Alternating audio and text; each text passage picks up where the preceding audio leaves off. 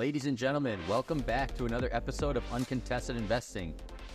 You not adjust your screens. We are relocating. We're on a little bit vacation, if you will. We're in Dallas, Texas, back where it all started with Uncontested Investing. And we've had some RCN Capital flavor on here.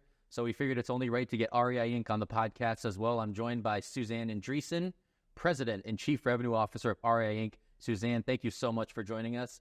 Thanks for having me back. I look forward to another episode. It's been terrific. Yeah, this is going to be great. I'm happy to have taken over for Tim. I hope I'm doing REI Ink proud. It's been a pleasure of mine to take over the hosting duties and usher in the new era of Uncontested Investing, rather. It's been great. It's fantastic. We love what you've been doing so far, and it's been terrific the whole way around. So welcome to this opportunity.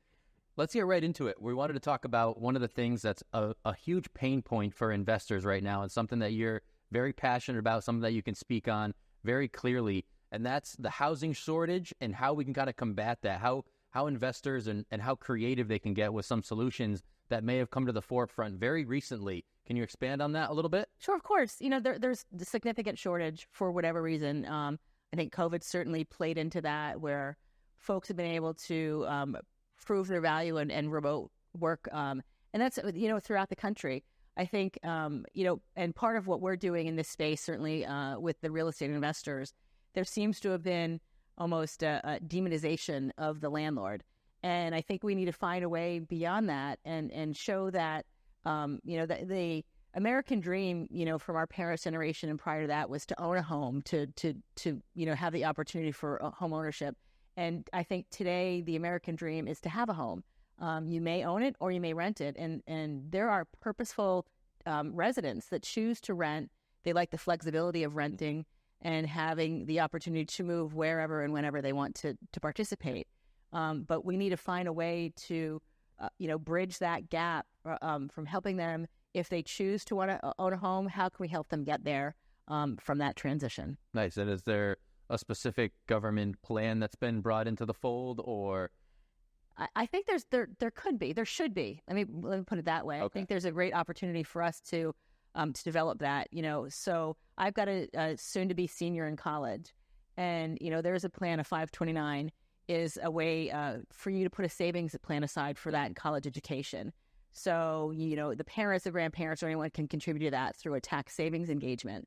And up until January of this year, if they didn't complete either a 4-year school, or maybe they went to a 2-year trade school, or maybe, chose altogether not to go to college. This plan was established when they were an infant. And as a parent, you certainly don't seem to know more than your child, or at least in their mind, you don't.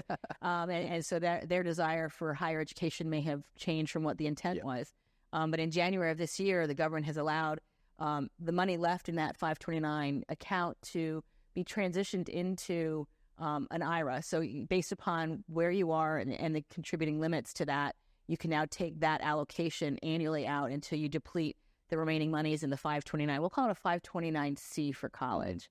But let's say we reimagine that to a 529R for real estate. And now we've got landlords that and residents who are renting purposefully, and some for many years, 15 years or so. Let's say we the IRS and the National Housing Environment developed a strategy that you could put 3 or 4% away as a resident in a tax-free deferment savings account, and maybe the landlord could then match that. And now you're developing on a monthly basis an account that will follow the resident, regardless of what state they're in, to wherever they happen to go. And if and when they choose, down the road to acquire a home, they can use it for closing costs, for moving expenses, or anything that comes into the actual transaction of that house. And now we've created, a bridging the gap to home ownership, which I think will help take away the the stigma attached to landlords. And now we've helped the resident pursue their own home. Yeah, that's a brilliant alternative, and I think it's so important for investors to hear about that, because a lot of people get into it, they get their first property, and they think they're successful, but there's a whole back end of it too. When you start getting into real estate investing, it's what do you do with the profits that you make, right? There's so many different ways to use that money. So I think they'll appreciate the opportunity to be as flexible as possible, help their family down the road, help people in their own family own homes. talk about generational wealth, that can turn into generational homeowning. And I think that's a huge step for investors to kind of wrap their head around and know that something like that is potentially out there for them. And there's been a lot of chatter about all these landlords and these REITs gobbling up all of these assets, and we haven't put into the real understanding of that, where some of these residents have chosen long-term renting, and that so that you can't attach a negative component to that. But you even see grandparents are choosing to have the flexibility to live near the grandkids. So there's a whole shift in how the renters choosing to utilize their home. And I think there's a way for us to really make this a positive experience for all involved, take away the negative connotation of the landlord, and find a way to answer the needs of the residents. And that's really what we're trying to achieve with that. So cool. So cool. So let's talk about REI Ink for a little bit, if you don't mind. That's something that I've actually written for. So there's a soft spot in my heart for REI Ink. Anytime I get to be published for writing an article, it's a great achievement for me. So thank you for giving me that opportunity. But for you as the president and chief revenue officer, how has REI Ink been for you professionally? What was your goal when you first got involved with it? And, how has it evolved over the years since you've been a part of it? So it's been a terrific experience. My partner, Bob Rakowski, who's the CEO of the company, when I joined the company, it was a every other month magazine, and we made a definitive decision in the January previous to COVID that we're going to go monthly. And certainly we took it on the chin initially. We're like, oh my gosh, we doubled our expenses and hit the challenges of COVID. But we stuck with the plan and are grateful that we have done that. We're one of the few true monthly standing print publications in this space and pride ourselves on that. But we also have achieved a significant following and readership, and certainly with good content from folks like yourself. We pride ourselves in that, and you earn editorial in the magazine. It's not a gift, and we won't publish something that's not of sufficient quality for our readership.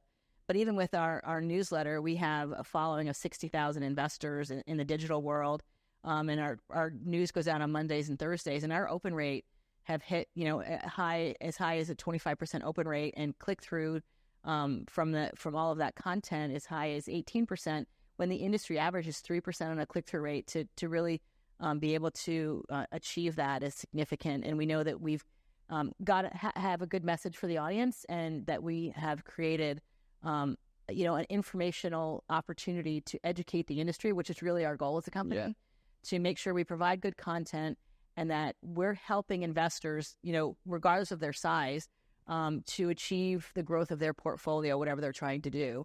And our audience is predominantly, we mirror what the industry is. We're probably 93% mom and pop investors. And if we can help them be successful, then we too are successful.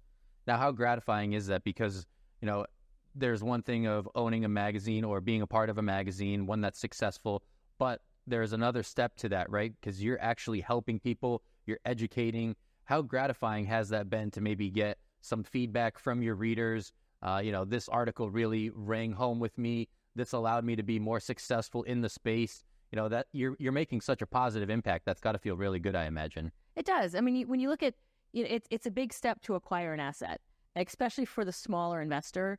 If they misstep, it can be a make or break transaction for them.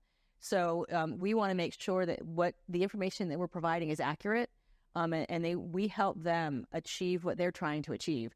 And when it's all said and done, in that scenario, everybody's the winner. Yeah. Now, off camera, we were discussing the setup of REI Ink. Now, you face some unique challenges from a professional standpoint. You have people all over the country. There's no real brick and mortar that people can drive into every day and call REI Ink their office. So there is some flexibility there. I'm sure there's some positives. What challenges have maybe come from that as you kind of talk to people all across the country trying to achieve the same goal? I live in Maine, and I understand, from that timeline, my business partner, Bob, lives in the state of Washington. So right there, we have a 3-hour time difference. I find myself working longer hours and over the weekend, which is, I'll say it's probably the addiction to a cell phone type mentality. Yeah. But to me, it's easier to answer a need in the moment than showing up on Monday morning and having 15 now significant needs that require time. And I think you'll probably see that across the country is we probably are more dedicated to our business environment and make sure that we address that, which is good and bad. I mean, I think you also need to have family time and downtime. And I when I go on vacation, the past 3 years I've decided not to take my computer, and it forces me to be in the moment. And I think that's important for all of us to do. For sure. Now, as a president, as you mentioned, you kind of have to take that step, right? There is some necessary things that you must do when you rise to those top levels, be it a CEO, be it a founder, a president. The phone doesn't really ever turn off, right? You mentioned answering things on weekends. Was that an adjustment period for you? Is that just something that came natural to you as somebody that's a go-getter, likes getting things done? Or was that like a jarring realization where it's like, okay, I really have to step up and this is kind of a 7 days a week type of job now, or as problems arise, as you kind of positioned it? So I think it's been part of my makeup all along. My husband and I owned a deli very early on in our marriage, and I wouldn't recommend that for anyone. We're still married, but it was a challenge. But I look at that as addressing the needs of the customer, and that's important. But you also have to have the ability to take a stance, because the customer's not always right, and you need to be able to set the boundaries. But some of them get blurred in the need of the customer as well. So we're off to a great start with this episode of Uncontested Investing. Suzanne, thank you so much for sitting across the table. We're going to take a quick break. Our sponsors are going to step in here. We'll be right back with our first segment of the episode, the Money Making Minute. Stay tuned. REI Ink is the premier monthly publication for real estate investors. Dive into a wealth of expert insights and knowledge from industry leaders and gain valuable regional market insights, ensuring you always have the best information right at your fingertips. Visit reiink.com to elevate your real estate investment game today.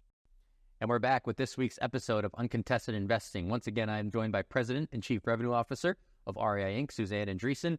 And Suzanne, we're going to get right into it. It's the Money Making Minute. So this is going to be an investment strategy, an app, a skill, a habit that you may have developed in your professional career, or even a daily part of your routine. What we want to do is share some insight and allow our listeners to kind of use something going forward that can help them be more successful, whether that's first thing tomorrow morning, if it's something that can implement, or if it's down the road and into 2025, what can kind of be that long-term success for our listeners. So the floor is yours. Take it away with the Money Making Minute.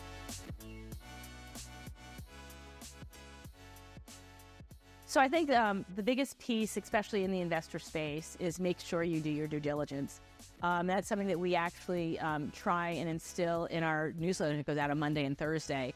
The lead story in that distribution is an asset somewhere in the country that we show 6 due diligence components on that piece, whether it's how the asset's performing in the local market, what the renovation component to that is necessary to bring it up to a livable standard, perhaps how it's performing against local auction engagements, how you would fund that strategy through a lending partner, and also what the piece, how it performs in the rental if it's a buy and hold.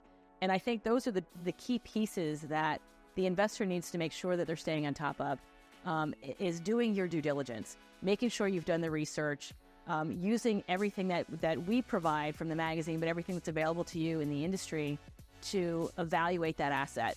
Your buy box, it can shift a little bit, and that can make or break the transaction for you.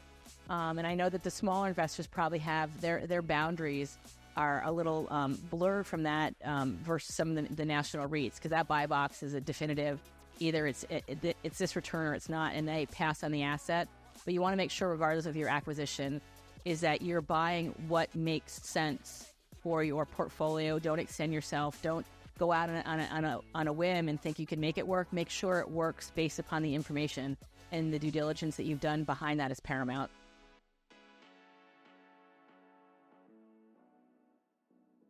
Due diligence. I like that. That's one that's not been used before. So I love it when we have a guest that comes up with a fresh money making minute. One of the things that I wanted to touch on there too, I feel like I don't have any proof behind this, but I think crossing the T's and dotting the I's had to come from a real estate transaction, right? That familiar saying. It's extremely important. I think investors do need to hear that, right? They think they have a property that comes up in their local market. They have a chance to add to their portfolio.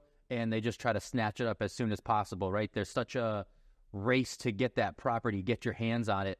But sometimes you can shoot yourself in the foot from an investing standpoint if you don't have that due diligence in place, if you don't have that plan or that checklist. As you mentioned, the buy box, right? That's a very familiar phrase for investors. So I think that's super important to reiterate and keep at the forefront of all investors' minds. It's true. So the difference between a real estate investor and someone who's buying the asset for themselves, that's an emotional transaction for the home buyer. And so what we need to do is make sure that we take the emotion out of the investment strategy and only go and evaluate based upon what will make the financial picture work. And because, you overextending yourself is going to hurt you in the long run. And you need to make sure that you've established your portfolio boundaries and you try your best to stick within those, whatever that happens to be. And I think it's important to evaluate it. Make sure that if your rent drops by $100 a month, does it work? Or if your rent's too high, can you accommodate that vacancy? And so those are the pieces, and making sure that you've done your due diligence in evaluating the renovation plan that's necessary. And what are the pieces that you feed into that? Do you replace the hot water heater today, or do you have a problem? And there's been some technology pieces. A company called Swidget has some great stuff that shows how you can make sure where you turn it into a smart house. So you look at how, and a lot of things that happen when you're renovating a house is sometimes the appliances, when someone's, we've all heard about trespass and the problems that stem from that. But even before you even get to that, where some people break into the house during the renovation strategy and they're trying to steal the appliances. Well, there's now smart outlets that you can install that as soon as the stove or refrigerator are moved away from the wall, the landlord is notified. So even before all of those appliances end up in the garage, so they can come back in the middle of the night and take them, the landlord knows what's happening. Mm-hmm. But let's take that a step further. There's a couple things you can do with that, where you say, okay, if the stove was left on, if there hasn't been movement, that smart outlet can notify you and say, hey, are you still cooking? And if there's not a response, the stove is turned off. Or if the compressor is running at a higher or the compressor's overrunning, from that, is the door left open, or is the compressor going on the refrigerator? Well, now let's talk about the resident experience from that. If you're the landlord and you want to maintain that tenant, the resident is really what we're supposed to call them these days. Yeah. That you now have proactive maintenance. So there's things that you can do that makes the resident experience a long-term engagement. And that's really what's important if you're looking to buy, hold, and rent. But at the same time frame, you want to make sure that if you're doing a fix and flip, that you've put in the neighborhood standard from that as well. So doing your due diligence and understanding what's important, I think, is really critical. It's vital, yeah. And I think a lot of investors that are listening might have just typed Swidget into Google and figured out, how they can help their home, because those are some great tools, and that not only the peace of mind that has, but as you mentioned, the convenience, the appeal. There's so many things that can take your property to the next level if you take the time and look into it, do your due diligence. It is, understanding what's out there. That it's the key piece to due diligence. There's a lot of other products out there and companies. I think do your research. And I suggest always attending. If you can participate, like at the IMN East event we just went to in Miami. There's a lot of information and new stuff that's out there for you to understand how to make your investment shine and make it a long-term engagement for whatever the next step is.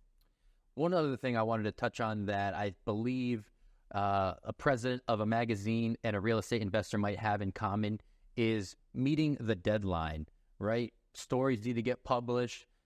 Things need to be in place to make the magazine look as pretty as possible before you hit that publish button. Investors have so many deadlines when it comes to securing the down payment, signing off on documents. Can you share a little bit of how you work in a deadline? Is there any management solutions that you have maybe to avoid the stress before it can come on? Do you thrive in the stress maybe? What do you usually do when a deadline is approaching and you need to get that magazine done for whenever the next edition needs to be published?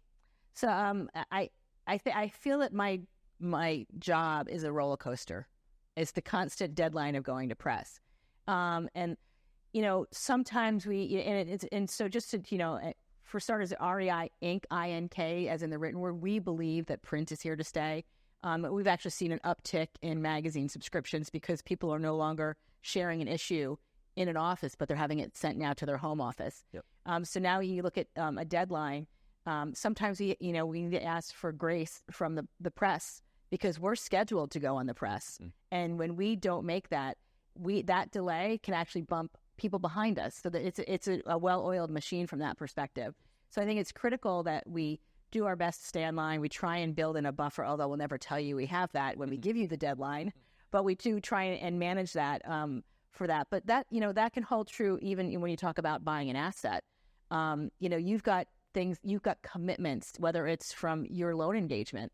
What do you have to get to them in the time frame to make sure that it's underwritten and it, passes through that element of the process? And, what happens if you miss that? Do your rates go up? Do your cost of buying and purchasing product for renovation? All those things play into that.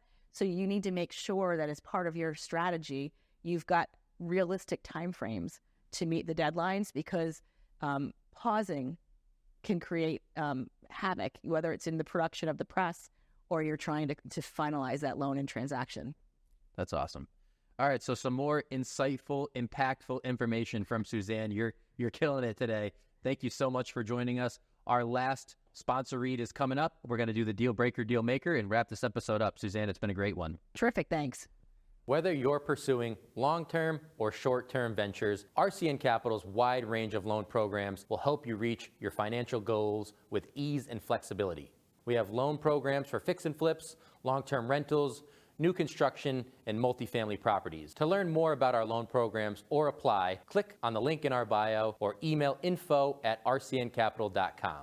Thank you so much to our listeners who are joining us today. We've had a great episode so far. Suzanne Andresen, President and Chief Revenue Officer of REI Ink, has joined us and dropped some knowledge bombs for investors. I hope you guys brought your pen and paper.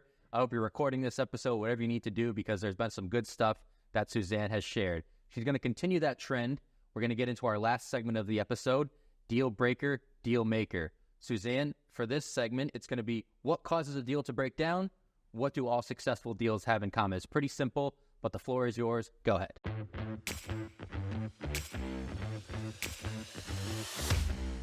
So you said you're going to, talk about it. I said first, I think you want to always write this information down with a Sharpie, not just a pen, because it's going to be some good stuff.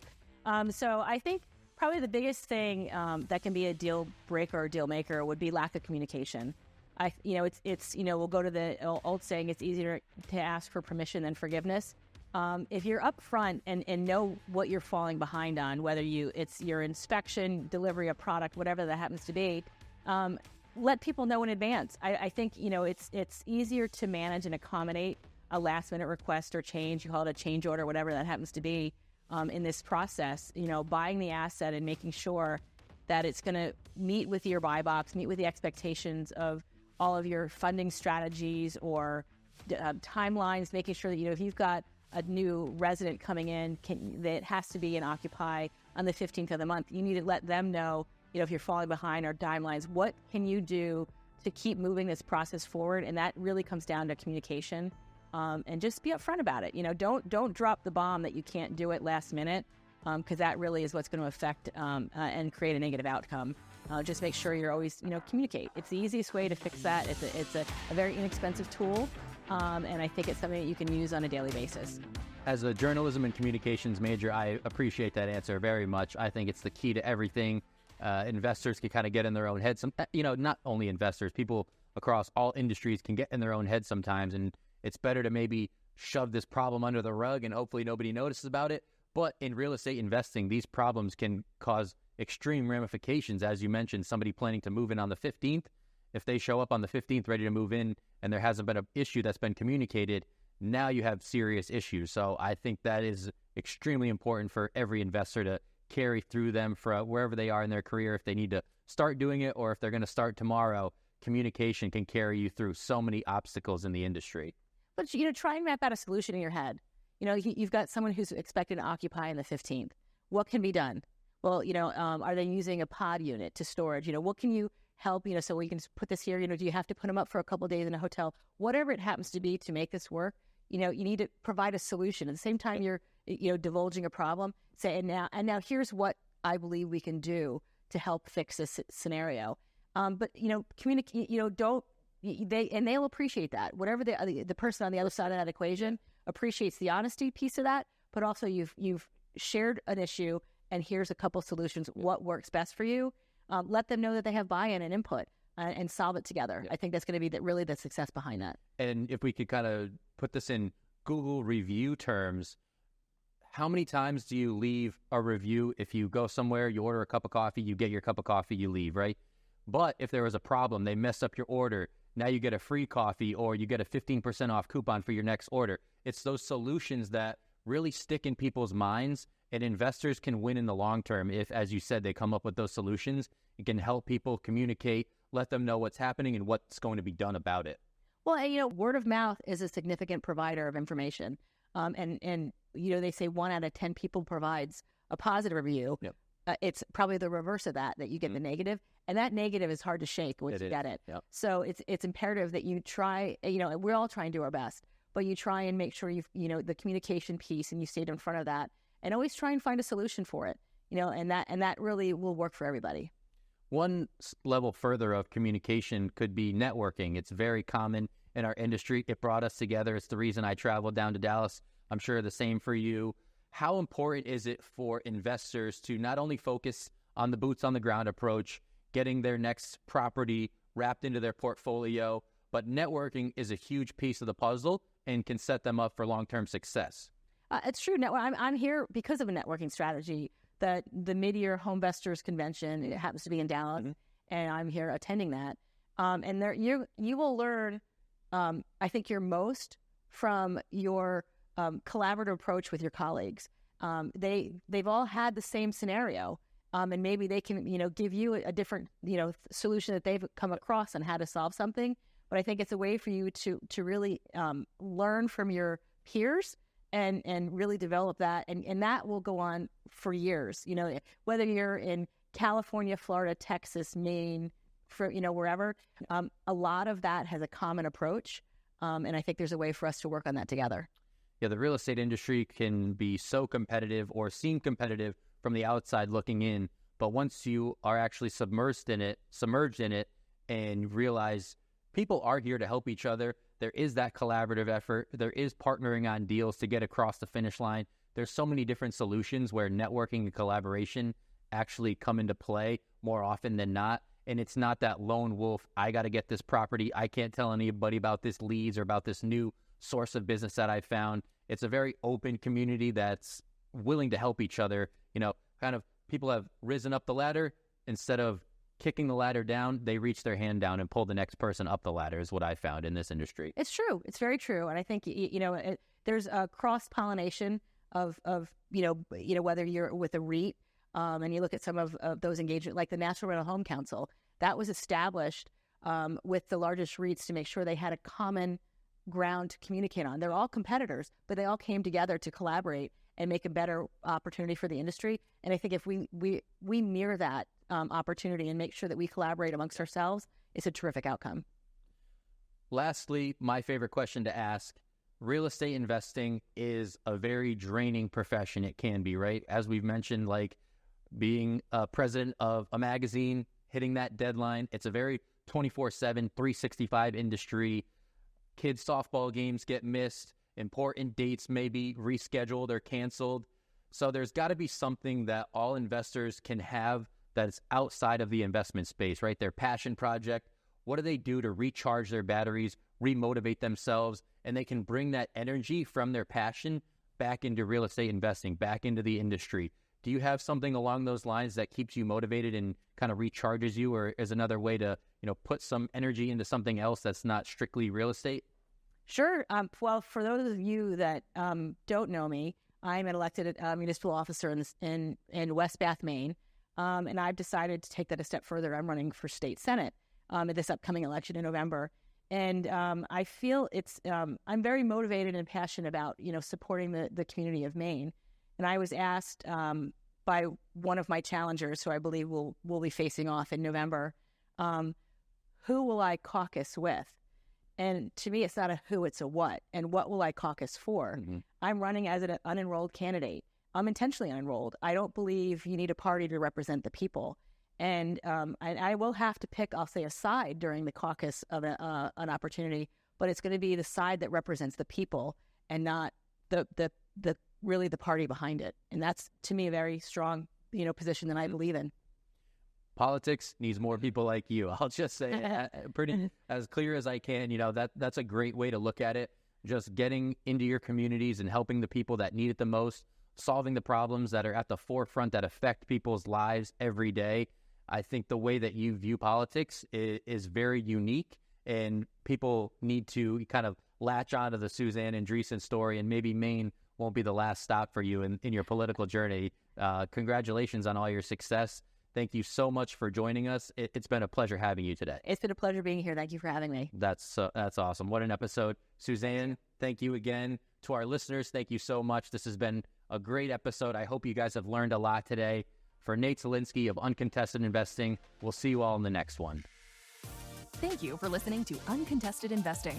Questions about today's episode or the podcast? Email podcast@rcncapital.com and make sure to follow REI Ink magazine on LinkedIn and Facebook, and RCN Capital on Instagram, LinkedIn, and Facebook. See you all next time.